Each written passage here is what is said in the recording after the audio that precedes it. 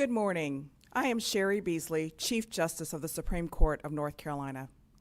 This morning, I want to begin by acknowledging the court personnel who have been affected by COVID-19.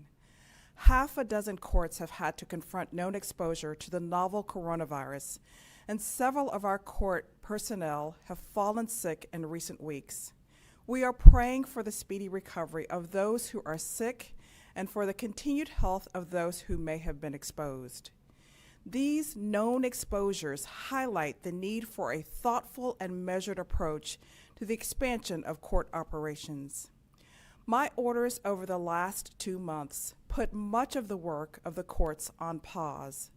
Those delays, while difficult, were necessary to reduce the risk of illness for our court personnel and for the public. Our courts are open, they have been open, and they will remain open. Even with dramatically reduced staff and limited resources, local courts have handled more than 20,000 cases a week all across North Carolina since the pandemic began. Local leaders have spent the last 2 months taking as much of their work as possible online to include court hearings conducted by teleconference while carefully planning new strategies to continue the work of our courts as fully as possible while keeping the public and our personnel safe. Next month, we will begin to hear more of the cases that have been postponed, but we will do so with your health and safety as our primary concern. I want to be clear, until this public health threat has passed, it cannot be business as usual for our court system. Calling together large groups of people for crowded sessions of court risks the health of our court personnel and every member of the public who is summoned to appear. It would be irresponsible, and it simply cannot happen. Operating the state court system safely right now presents challenges not faced in any other areas of government. It is common for our courthouses to bring together thousands of people a day from multiple counties. They sit shoulder to shoulder in courtrooms, sometimes for several hours, waiting for their cases to be called. Normal operation would be in conflict with current public health guidance and would create unacceptable risk for our state employees and the public. But we simply cannot close our doors. North Carolinians rely on our courts to resolve disputes, right wrongs, and protect the vulnerable. This all means that court is going to look different for a while. Dockets will be smaller, courtrooms will be marked so that everyone can sit at least 6 feet apart. Many hearings will be conducted online without the parties or the attorneys ever coming into the courthouse. You might be asked to wear a mask, or have your temperature taken, or told to wait outside until your case is called. While we are able to begin conducting more in-person hearings with these precautions in place, we are not yet ready to resume jury trials. There are a number of complex considerations for jury trials, to include the physical space required to socially distance jurors, and the simple fact that potential jurors are often at high risk of serious complications if they contract COVID-19. For those reasons, I have ordered today that jury trials be postponed until August. Over the next several months, we will assess local facilities and develop recommendations for how those trials can be handled safely. I have also ordered today that deadlines imposed by statutes of limitation and deadlines existing in criminal matters be extended until July the 31st. All other deadlines that have been previously extended to June the 1st will not be extended any further. With that, I will ask McKinley Wooten, the Director of the Administrative Office of the Courts, to review the details of the orders and the work of the Administrative Office of the Courts and what it's doing to help local courts through this pandemic.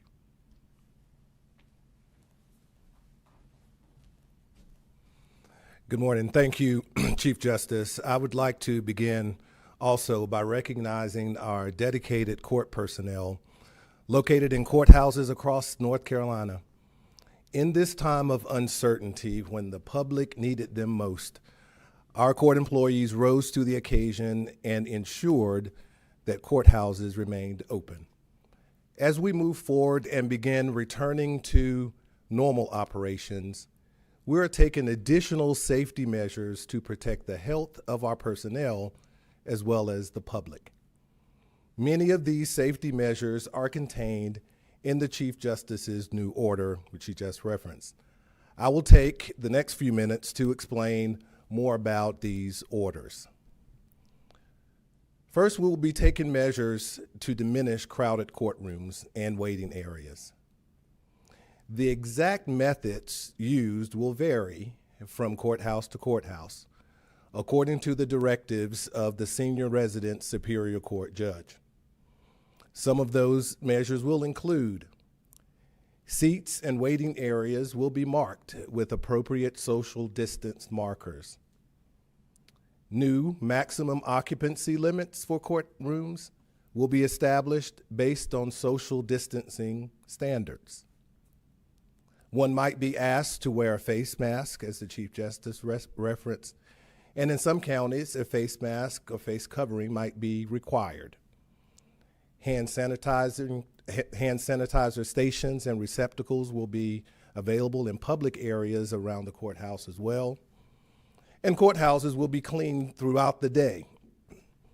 So anyone who has business with the court and the courthouse is encouraged to file documents by mail. The Chief Justice's new order also allows for a grace period of 5 days for filings that are submitted by mail. Clerks in courthouses across the state must be available to accept filings and provide access to records during business hours. But there may be certain accommodations made, like using a secure physical drop box for filings, and the clerks may require appointments and limit hours for public access. We have also worked hard since the beginning of this pandemic to deploy thousands of laptops to employees who are working remotely. We've moved thousands of court hearings online, and we've worked really hard to provide our employees with the critically needed PPE. We know that there will be a tremendous demand for limited court time in the weeks ahead, as local officials will work to clear a backlog of cases and filings.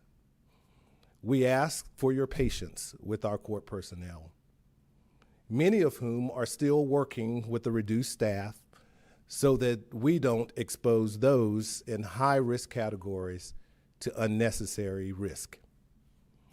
Please remember that you can sign up for text and email notifications of your court dates by visiting nccourts.gov. That's our website.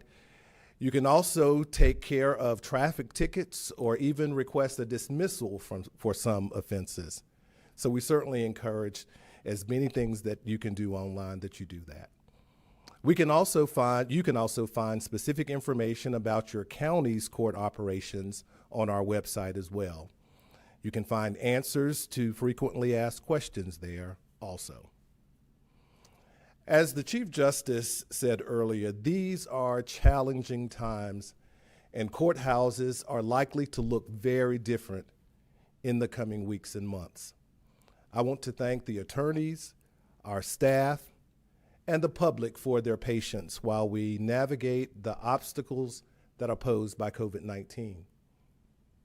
The public can rest assured that the judicial branch will remain open and will be ready to assist you with any business that you have before the courts. I will now turn the podium back over to Madam Chief Justice.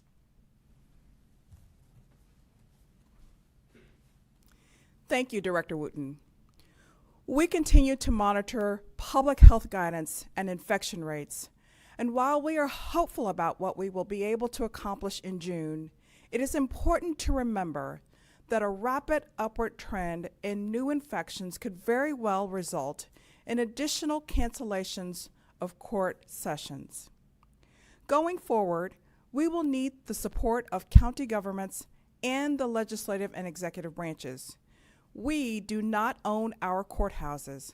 We rely on counties who own them to ensure that the facilities are safe and clean. We do not have the power of the purse. We rely on the legislature to provide adequate funding for the court system as required by our state constitution. And in the face of this pandemic, we must rely on Governor Cooper and his team of public health experts to ensure that we have the masks, testing, and public health guidance we need to safely operate our courts. Every courthouse must be cleaned, not just nightly, but throughout the day. Hand sanitizer must be provided at every entrance, and we need to have face coverings available for our employees, for the bailiffs who work in our courthouses, and for jurors and for the public when they cannot provide their own.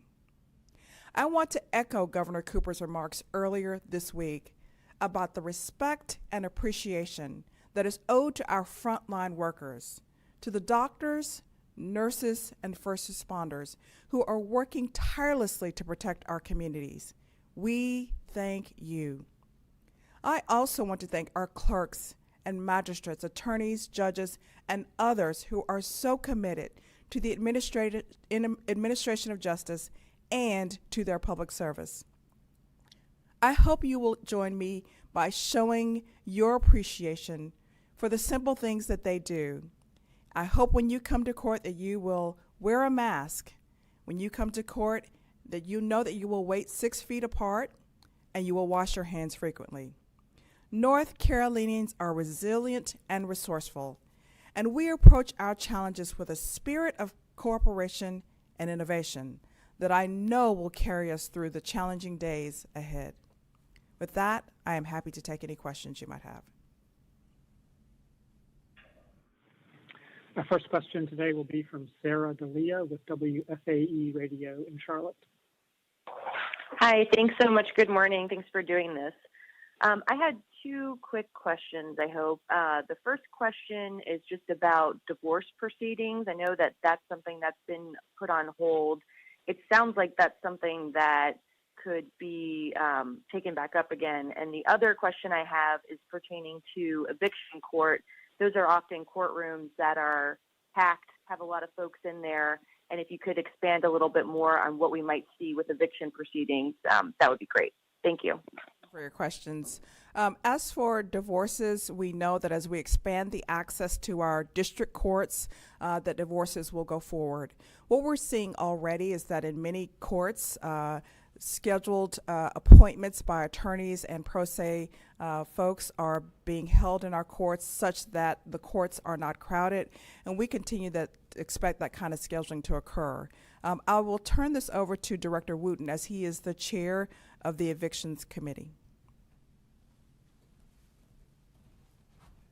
Thank you for your question. You are exactly right on. Some rejectment and eviction cases are high volume cases, and many of those have been postponed over the last couple of months. So we will rely heavily on our local court officials as they make decisions on how to put those cases back on the calendar in a way that is appropriate for safety and health measures. But the plan is for those cases, as they fall within the realm of civil cases, to move forward. But because of the restrictions in place with social distancing, those cases cannot be heard in mass the way that they've done before. So we will rely heavily on our local court officials to do those in a way, still have them heard, but do that in a way that is cognizant of all safety and health precautions as well. Thank you for the question.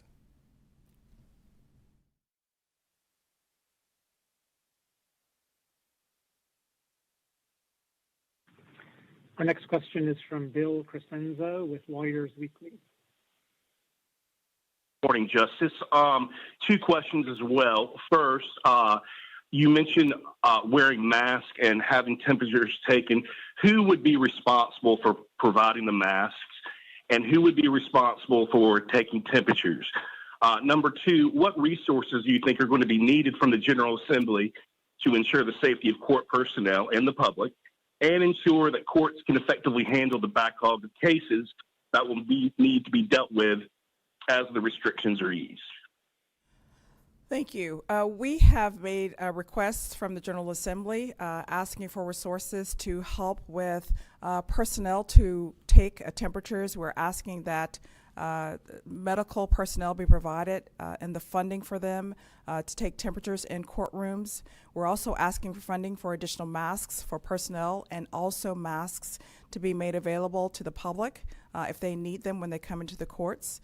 And we are heavily reliant on the legislature to provide the funding for employees and temporary employees and other ways in which we need additional assistance for PPE and the like for funding to make sure that we can safely hold court sessions.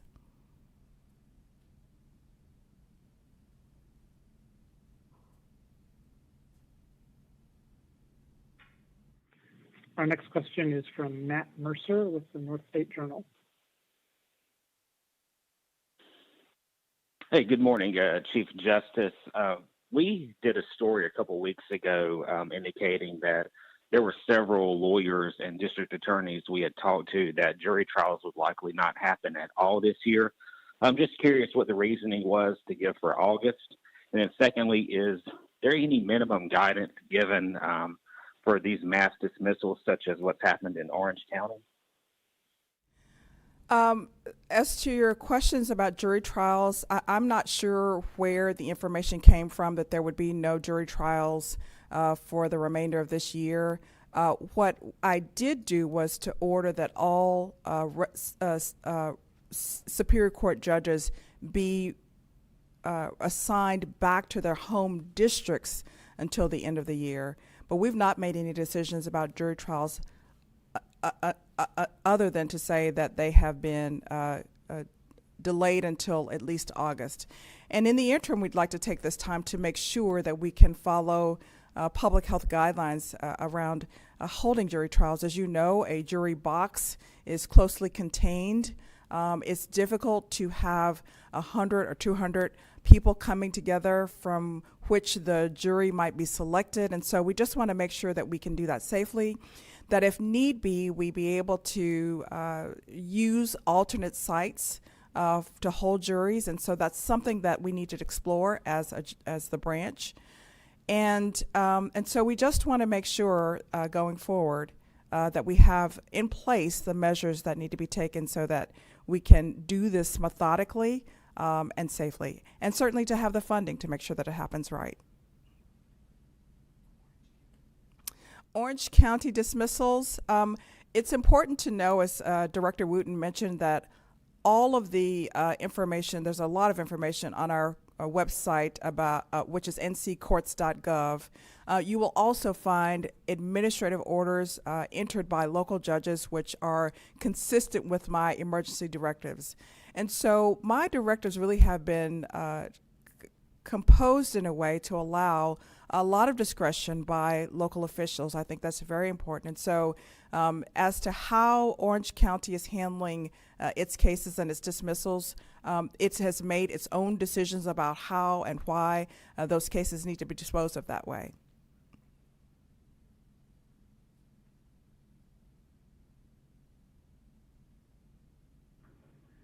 We'll take our next question from Michael Hewlett with the Winston-Salem Journal. Hello. Thank you for having us. My main question is, courtrooms are supposed to be considered public.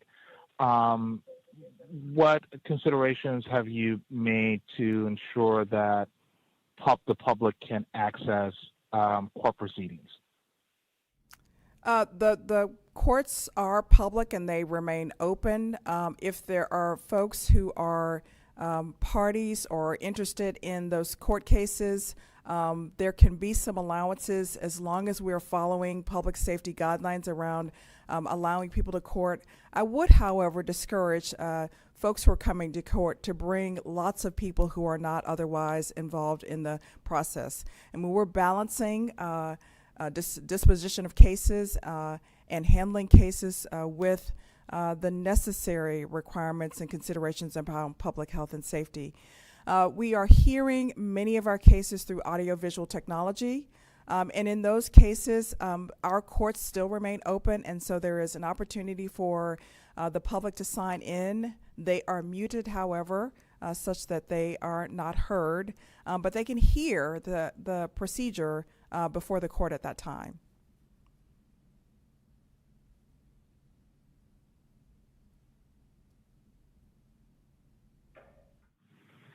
Our next question will be from Josh Schaefer at the Raleigh News and Observer. Good morning, and thank you. Following up on the last question, I wanted to ask about media access. In light of the mass occupancy, in light of things being held electronically, will there be any instance in which a newspaper or a TV station or any other outlet that is trying to address public interest in a case would be turned away?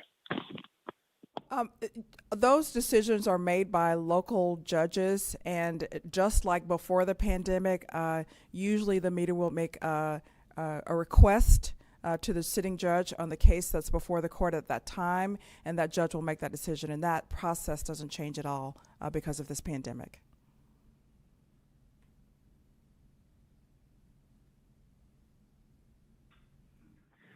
Melissa Boughton from North Carolina Policy Watch.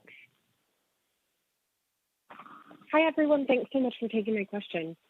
I was wondering what kind of precautions will be in place for incarcerated people who are coming to the courthouses. Will they have the same access to hand sanitizer? Will they be wearing masks? What kind of consideration has been given behind them being brought into the courthouse, given how prevalent COVID-19 is in jails and detention facilities? For inmates who are being brought over from the local jails, the health and safety and welfare precautions that are instituted for those inmates are those policies are made by the local sheriffs, and those policies are made by the local sheriffs, and those decisions are made in conjunction with the local judges. And so from judicial district to judicial district, those policies might vary some, but all of them are making every effort to uphold safety standards. And so some of those, for instance, bond hearings are often held with audiovisual technology, and so there's not actually any transportation of the inmate over to the physical courthouse. So how that's addressed varies from local district to district.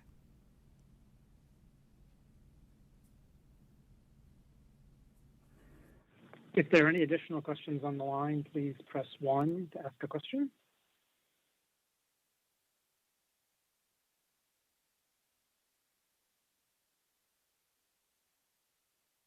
Mary Helen Jones from Spectrum News. Go ahead. Hi, thank you so much for your time today. Can you talk about the backlog of cases? How are you going to prioritize those? Thank you. Many of you know that I've entered several orders since March the 16th, and the orders going up until the order entered today, it indicated that June the 1st would be the day through which cases would be continued. Different districts have done it differently, and so how those cases are prioritized will happen locally. On June the 1st, what we don't want is an avalanche of folks coming to our local courthouses. What we do want is for folks to either be in touch with their lawyer or go to the website nccourts.gov or call the local clerk's office. But on June the 1st, we want to make sure that we're still handling courts safely and methodically, and that we will determine from district to district how best to do that. Each district knows best about which cases are pending there and which cases need to take priority. They will be making considerations around space considerations given the new safety measures that we will be imposing. And so it's important to just make sure that folks are in touch with their local officials and staff in our courts to make sure that they completely understand what's happening in those places.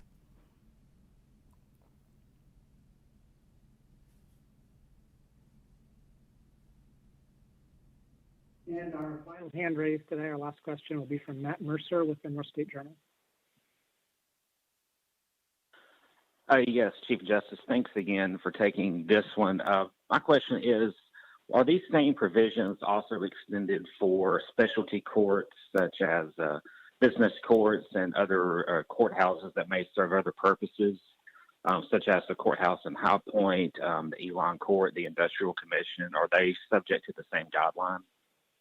The business courts are, although I will tell you that they are far technologically advanced than our other courts, and so they have not the same kind of considerations, but they are subject to the same orders. The Industrial Commission is not. It is under the executive branch of government. So we are holistically trying to make sure that all of our courts have spacing considerations and public health considerations going forward. But the business court has been great. I mean, it is great. It is actually probably ahead of the curve, not just in North Carolina, but nationally. So they've had less concerns, frankly, around actually holding court and hearing motions than the rest of our courts.